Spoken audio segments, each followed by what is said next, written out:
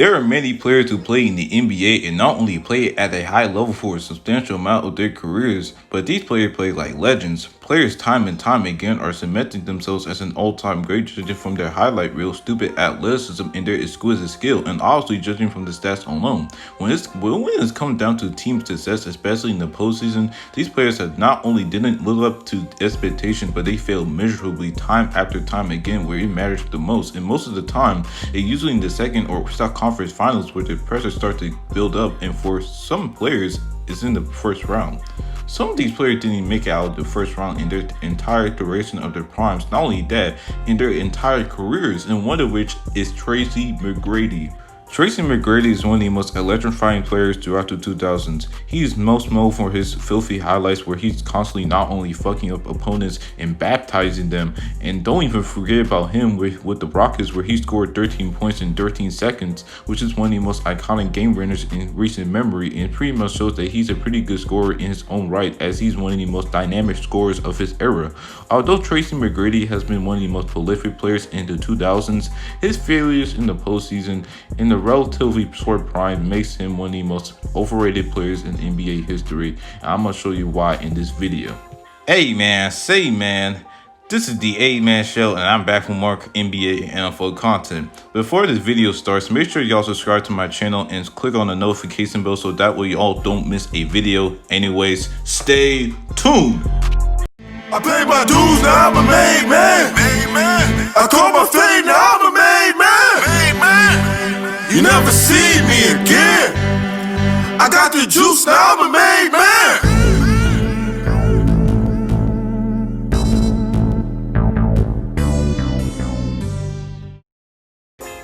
McGrady was poised to become the next NBA legend as a kid, drafted with the 9th overall pick with the Toronto Raptors. Along with that, he was playing alongside his cousin Vince Carter. During that time, nobody knew about McGrady until he attended a camp called the ABCD camp, where he started getting noticed, especially that dunk where he absolutely baptized the fuck out of that guy with a windmill. Anyways, that camp was one of the sole reasons why he went 9th overall with the Toronto Raptors, and throughout his first 2 seasons in the NBA, he was just a bench warmer roaming. But in the 99-2000 season, he finally became the starter, and for 31 minutes, averaged 15 points, 6 rebounds, 3 assists on 45% shooting. He has shown an immense amount of potential as a 20-year-old, as he was one of the best young slashers in the NBA, and not only that, he has shown the ability to score the basketball. He can dribble, he can shoot, and he has shown a defensive presence on the floor. Him and Vince Carter led the Raptors to the playoffs, where they got swept by the New York Knicks. Despite all of that, him and Carter were looked upon as one of the least upcoming dynamic duos, but McGrady decided to take his talent to the Orlando Magic, along with Grant Hill, coming off of a season where he averaged 26 points with a couple of rebounds and assists on nearly 50% shooting. Him and Hill supposedly should take over the Eastern Conference, as the East back in them days were trashed, but unfortunately, Grant Hill suffered with injuries throughout McGrady's tenure with the Magic. Anyways, Tracy McGrady came to the 2001 season blazing. During the first 20 games of the season, McGrady averaged 26 points, 8 rebounds, and 4 assists on 47% shooting and 33% from 3. He finished the 01 season averaging 27 points, 8 rebounds, 5 assists on 46% shooting and 35% from 3. T-Mac at age 21 has cemented himself as one of the best players in the NBA, a top 10 player at most. When you make a comparison between him and Kobe that season, they're almost identical. Just Kobe scored more points and shot worse from 3. Essentially, T-Mac was rivals with Kobe. He was awarded the Most Improved Player award and made second team All-NBA. And most importantly, he led the Magic to the playoffs as the 7th seed. For T-Mac's case, we didn't really have huge expectations for his team, and coming into series, they faced against a Bucks team that was as good as the 76ers. Personally, I think that team was more suited against the Lakers that year. But anyways, T-Mac in game 1 in the first round, he had 33 points, 9 rebounds, and 8 assists. He almost had a triple-double, but looking deeper, he shot 35% from the field. But in game 3, he had his best game in the series, scoring 42 points, 8 rebounds, and 10 assists. Sir, they did lose 4 games by the Bucks, but McGrady averaged an absurd 33 points, but he shot below 45% from the field and shot terribly from 3. This is his first year where he really underperformed despite a lack of talent around him, but still, T-Mac had a superstar level regular season, but he underperformed since he only won 1 game against the Bucks. The next season, he will continue to put up MVP level stats of 25 points, 8 rebounds, and 5 assists on 45% shooting and an improved 37% from 3 on 3 attempts. Now, McGrady has the same roster as before, but they have Grant Hill, but once he played, he was simply not the player that he once was, and plus he only played 16 games. They made it to the playoffs as the 5th seed and faced the Charlotte Hornets, who had the same record as the Magic and was led by Baron Davis. Tracy McGrady in Game 1 was trash. He had 20 points, but he shot an abysmal 38% from the field. Although Baron Davis was not great either, at least he shot 3 of 6 from 3s, and that led them winning Game 1. So that excused him, not McGrady. Next game, T-Mac will have a great start in the first half, scoring 23 points and 50% shooting. However, in the second half, he was yet again anus again. He scored 14 points on 36% shooting, and don't even get me started in overtime. In overtime, Tracy McGrady never scored a single point throughout overtime. He only attempted 1 shot. Baron Davis was literally outplaying him left and right. That is absolutely unacceptable. Even though he had a resurgence game in Game 3, of which he scored 35 points, 4 rebounds, 6 assists, making 55% of his shots, it doesn't even matter despite his supporting cast not showing up. There are numerous moments where he could have won Game 2 and most definitely could have won Game 1 had he having bombed himself. The 03 season will go down as his best season as a pro in his career, as he averaged 32 points, 7 rebounds, 6 assists on 46% shooting and shot a great 39% from 3 on 6 attempts per game. He was 4th in MVP voting, and his efforts put the Magic, unfortunately, the same record as in the last 3 seasons, going 42-40 and as the 7th seed. They went face-to-face against the heavily favored Detroit Pistons in the first round, and in Game 1, Tracy McGrady was lights out, scoring 43 points, making 54% of his shots, and shot 3 of 6 from 3.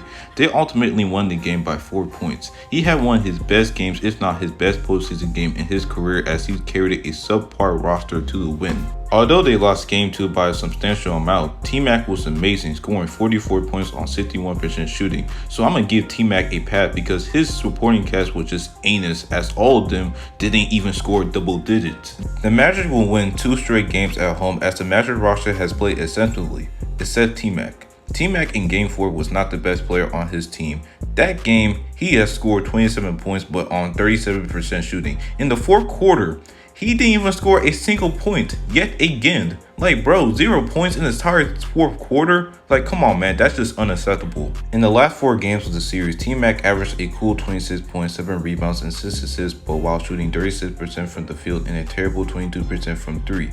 His inefficiency and inconsistency, let alone flat out playing bad, led them to lose 7 games against the Detroit Pistons.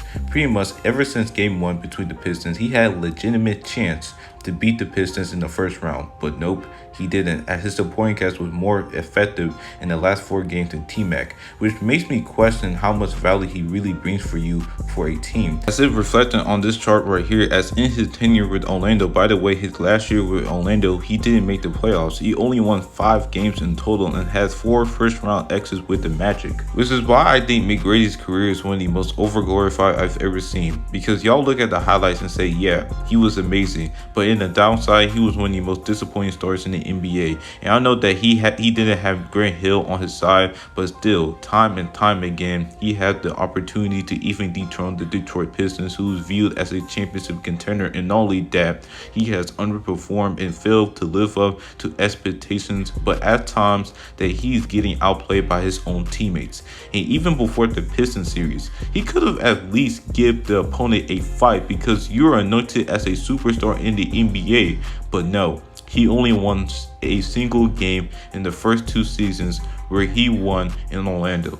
But he has another chance to rewrite his legacy as he took his talent to H-Town, where he pairs up with Yao Ming. Yao in that time was one of the league's best players. You can make the case that he's a top 10 player in the NBA along with a better supporting cast. So T-Mac has another legitimate chance to rewrite his legacy by being a team good enough to contend in the tough Western Conference. Let's transition to the first round against Dallas, where him and Yao Ming were cruising the entire series as they took them to 7 games against the Dallas Mavericks. a team that made it all the way to the Western Conference Finals. Anyways, the Rockets lost in 7 games, while McGrady, I'm gonna give him his props. He had an amazing showing in the first round, and although he had 3 bad games in total, but still, he averaged 31 points, 7 rebounds, 7 assists on 46% shooting and 37% from 3. But still, he got bounced in the first round by a superior Dallas team. And guess what? This is probably his last superstar season he will ever have, because in the last 3 seasons in Houston, he will suffer multiple injuries, and once he come back, he wasn't the same player, as he would get bounced in the first round in the next 2 seasons with Houston. And y'all know the story. McGrady will bounce with other teams where he was a complete non-factor, and yes, he did make the finals in his last year in the NBA, but like I said before, he was just roaming on the bench, and that's the end of his career. So McGrady had the potential to become one of the greatest players the league has ever seen, because he has so much talent and athleticism, but he simply could not put it together, and I do mean him in the regular season. Although he had 2 scoring titles, but that doesn't mean that he even considered an all-time great scorer, because really he isn't. And part of the reason is because he played almost 40 minutes throughout his prime, and looking at his per 36 in hindsight, he was a great scorer, but he shouldn't be mentioned with Kobe, Kevin Durant, Michael Jordan, even though he had the ceiling to be up there with them niggas. But it's not enough. Not to mention that he's one of the most least efficient scorers of his era, plus his constant failures in the postseason in his relatively short prime does not help otherwise. And the fact that he's even a Hall of Famer, let alone going first ballot ahead of guys like Chris Webber, Tim Hardaway, and even Ben Wallace. Yes, Ben Wallace, who had more career accomplishments and has a more consistent career than T-Mac, is blasphemous. Hell, Vince Carter, in my opinion, had a better overall career than T-Mac, because he has played for 22 seasons, and although he had playoff failures himself, at least he got out of the first round, not T-Mac. Yes, Tracy McGrady is one of the most entertaining players ever, but in a career standpoint, he's one of the most disappointing, most overrated players in NBA history. They didn't call him the Big Sleep for no reason. The reason being because he's an absolute disappointment, and I need everyone to accept that right now. Thank you for watching my video. I really appreciate it if y'all give a like below and subscribe to my channel for more NBA and NFL content in the future, and click on the notification bell so that way y'all don't miss a video. And that always, guys, this is the A-Man Show signing out.